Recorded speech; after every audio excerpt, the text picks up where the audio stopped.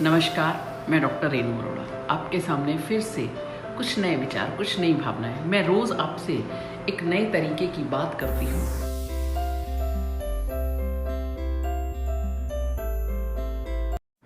ज़िंदगी की जो प्रैक्टिकल परिस्थितियाँ हैं उनके ऊपर आपसे बात करती हूँ, क्योंकि ज़िंदगी को अगर प्रैक्टिकल तरीके से नहीं जिएंगे, सिर्फ सपनों की दुनिया में जिएंगे, तो ज़िंदगी में कभी भी कोई समस्या आएगी तो उसका हल हम ढूंढ ही नहीं पाएंगे।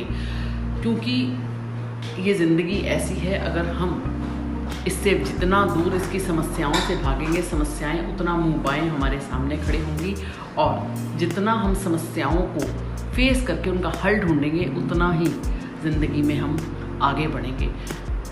आज हमारे सबके घरों में बच्चे हैं, बच्चे किसके पास नहीं, सभी के पास हैं। और अगर बच्चे टीनेजर हैं तो उनसे बात मनवानी कहीं ना कहीं बहुत मुश्किल है। बच्चे कहते हैं कि हमें बात मनवानी है, तो हमारे कहने के ढंग में ही वो हल छुपा है।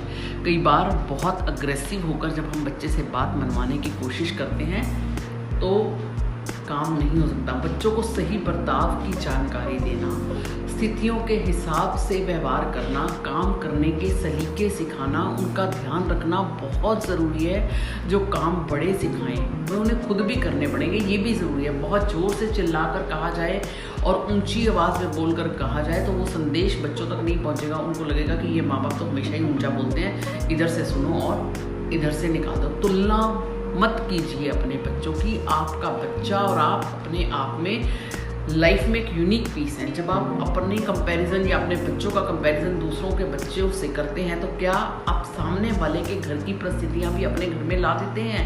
हर समय ना तो किसी दूसरे के बच्चों की तारीफ करना अच्छा है और ना ही अपने बच्चों की। तारीफ को आप मिठास की तरह यूज़ कर सकते हैं, पर हमेशा तारीफ करना अच्छी बात नहीं है। जब बड़े नाराज़ होते हैं तो कभी कभी बच्चों के ऊपर तीखे शब्दों में भी हमला कर देते हैं, और नतीजा क्या होता है? या तो बच्चा गुमसुम होगा या आपको उलट बोलकर जवाब देगा, तुम्हें काम कहा था, तुम्हारे से वो भी नहीं हो, बड़े गैर जिम्मेदार हो, बड़े लापरवाह हो। बच्चे का जवाब था, ठीक है, अगर आपको पता ही है मैं गैर जिम्मेवार हूँ तो आपने मुझे काम कहा ही क्यों? तो या आप मेरे से छोटे वाले को क्यों नहीं कह सकते, मैं तो ऐसा ही रहूँगा? तो उसकी बजाय हम ये कह सकते हैं कि बेटा, मुझे ये विश्वास था कि तुम ये काम कर सकते हो, आपने नहीं किया, क्या कारण है? तो बच्चा आपकी भावनाओं को समझेगा और काम को पूरा करने की इच्छा भी रखेगा। तब उसे वो काम करने दें और टीका टिप्पणी ना करें। उसको बताइए, एक लिमिट तक उसको टाइम दीजिए कि भैया इस टाइम में ये काम पूरा होना चाहिए, और ज़रूरी भी है कि काम कैसे हमने पूरा।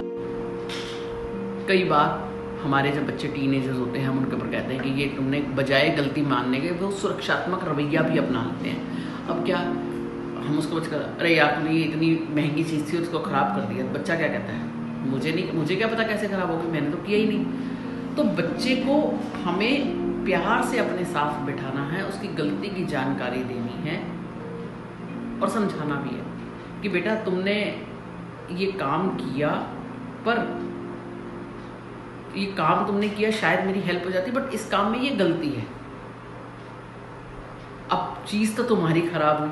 आगे से अगर आप कोई मेरी मदद करना चाहते हैं या कुछ करना चाहते हैं तो एक बार मेरे से सलाह कर लें। आपको अपने डिसीजन इंडिपेंडेंट लेने आने चाहिए, पर जहाँ थोड़ा सा भी डाउट हो आप अपने माता पिता से सलाह लीजिए। तो देखिए बच्चा कैसे चर्निंग होगा, कैसे वो आपसे बात करेगी। अब जब हम टीनेजर्स के साथ बैठते हैं तो उन्हें बहुत लंबी लंबी बातें या चीज़ें पसंद नहीं आती हैं, तो वो अगर बात बहुत लंबी हो जाए तो वो अपने कान बंद कर लेते हैं। अब कैसे कहते हैं, तुम्हें कितनी बार कहा है अपना बैग समय पर रखा करो, खाने की मेज़ पर सामान ना रखा करो, तुम्हारा सामान बिखरा रहता है, तुम लाकर मेज़ पर रख देते हो, तुम अपना ध्यान नहीं रखते हो। तो हाँ हाँ सुन लिया, अब आप जाइए यहाँ से। बच्चे ऐसे ही जवाब देते हैं, मेरे बच्चे भी मुझे ऐसे ही जवाब देते हैं।